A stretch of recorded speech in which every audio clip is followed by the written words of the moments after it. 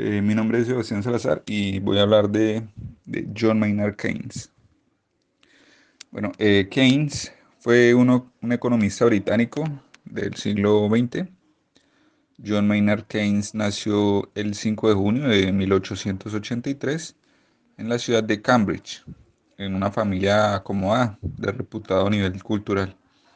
Sus padres eran John Neville Keynes, él fue profesor de economía y filosofía en la Universidad de Cambridge, y Florence Ada Brown, que ella fue una de las primeras mujeres que logró estudiar en las universidades británicas, autora y precursora de la asistencia social, que llegó a ser alcaldesa incluso de Cambridge en el año de 1932.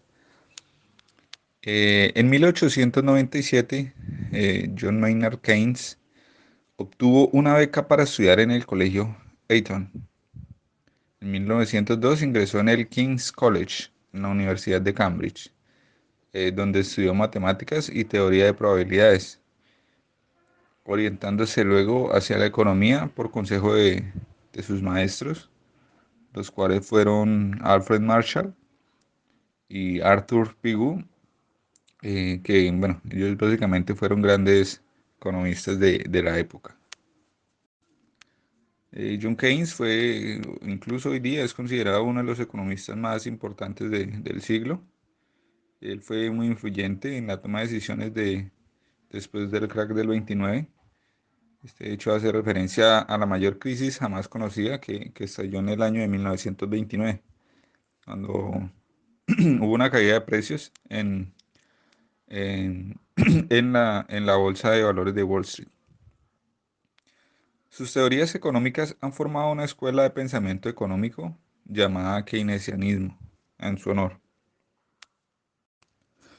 Desde muy pequeño, sus padres le brindaron buena educación y, bueno, básicamente poco a poco se fue envolviendo en materia económica.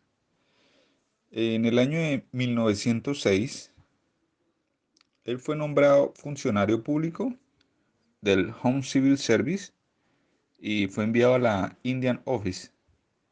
Allí pues obtuvo gran conocimiento del sistema financiero indio, producto pues de su estancia en ese departamento. Él escribió, en base a esa experiencia, escribió Moneda y Finanzas en la India, un escrito publicado en 1913. Pero no, después de considerar decepcionante su trabajo en esta oficina, en junio de 1908 renunció a ese puesto. En 1909 entró como docente en el King's College de Cambridge. Él básicamente, después de que entró a esa universidad, dio clases prácticamente hasta su muerte. Así que pasó de ser estudiante a ser docente. En 1916, él comenzó a trabajar como consejero del Ministerio de Hacienda británico, eh, conocido como el HM Treasury. Entre sus responsabilidades se encontraba el diseño de los contratos crediticios entre el Reino Unido y sus aliados continentales durante la guerra y los sistemas de adquisiciones exteriores. En 1919, tras finalizar la Primera Guerra Mundial, formó parte de la delegación británica en la Conferencia de Paz de París, puesto el que dimitió ese mismo año por estar disconforme con el régimen abusivo de indemnizaciones y reparaciones que se imponían a Alemania, que consideraba una paz cartaginesa.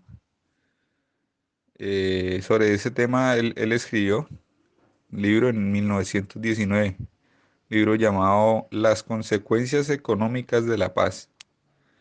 Y pues en él anunciaba las implicaciones y consecuencias de las condiciones económicas impuestas a Alemania en el Tratado de Versalles. En ese año también se hizo miembro de varios consejos de administración de empresas financieras y aseguradoras. Dirigía el semanario Nation and Athenaeum, y también dirigía el Economic Journal. A su vez, él participaba en el Consejo Asesor Económico del primer ministro británico. Pues básicamente una persona muy influyente de esa época. Keynes también fue un inversor de éxito, logrando hacerse con una gran fortuna.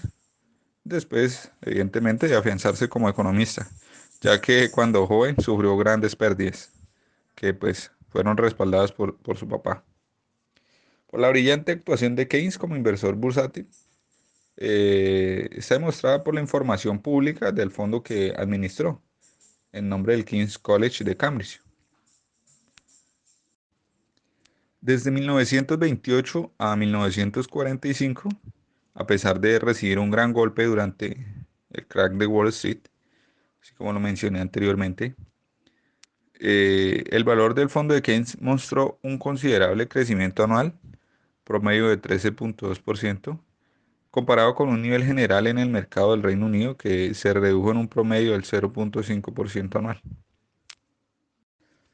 Keynes argumentó que invertir es intolerablemente aburrido y demasiado exigente para cualquiera que esté exento del instituto apostador, mientras que quien lo tiene debe pagar a esta propensión el precio adecuado.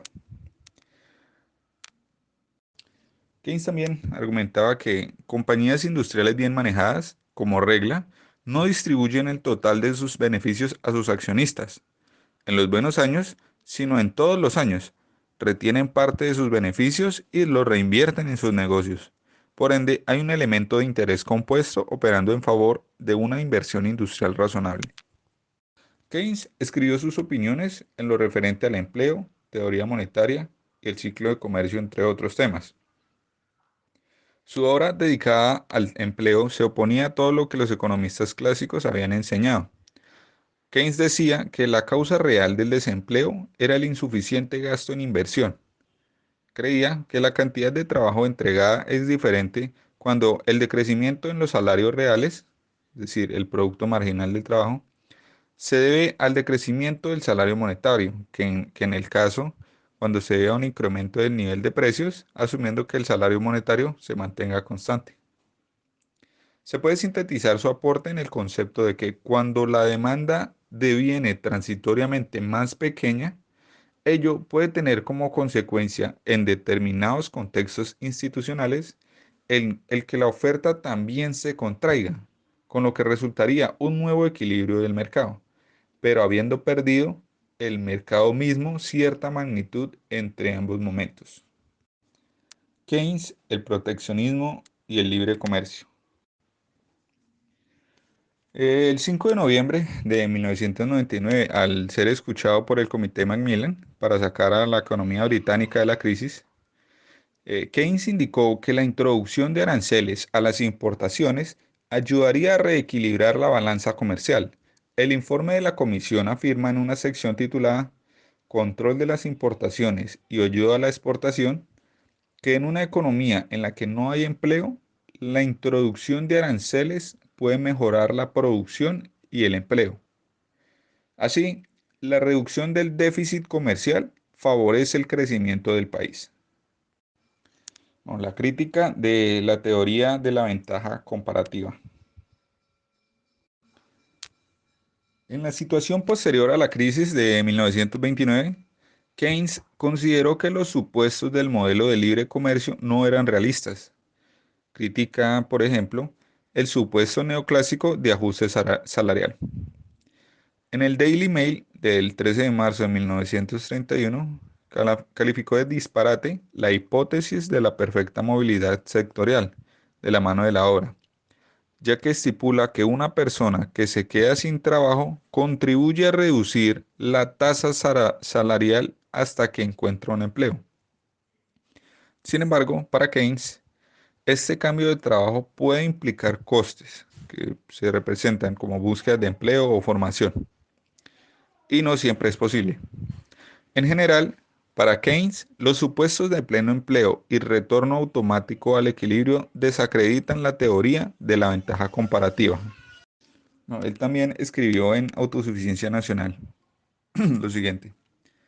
Por lo tanto, simpatizo con los que quieren minimizar, más que con los que quieren maximizar, El enredo económico entre las naciones, las ideas, el conocimiento, la ciencia, la hospitalidad, los viajes, son cosas que, por su naturaleza, deberían ser internacionales. Pero dejemos que los bienes sean hechos en casa siempre que sea razonable y convenientemente posible. Y, sobre todo, que las finanzas sean principalmente nacionales. Su obra de 1930, Treatise on Money, en 2 volúmenes, fue vista como el mejor trabajo de Keynes por uno de sus más frecuentes oponentes intelectuales, Milton Friedman. Friedman y otros monetaristas han argumentado que los economistas keynesianos no prestan suficiente atención a la estanflación. A pesar de haber llegado a tener gran aceptación, Keynes también tuvo y hoy en día tiene grandes detractores.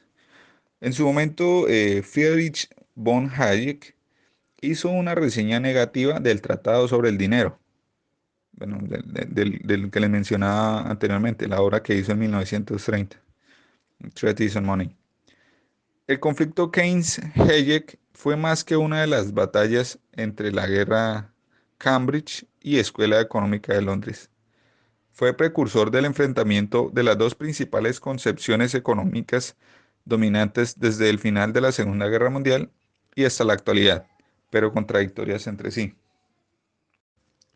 Ludwig von Mises también criticó sus pensamientos económicos. Henry Hazlitt escribió un libro llamado The Failure of the New Economics, una crítica directamente a la teoría general de Keynes. Y bueno, en la actualidad hay gente que piensa que lo que hizo Keynes fue generar unas políticas económicas en favor del ejecutivo o del gobierno estatal, beneficiando pues básicamente el Estado y no buscando el bien de las personas del común.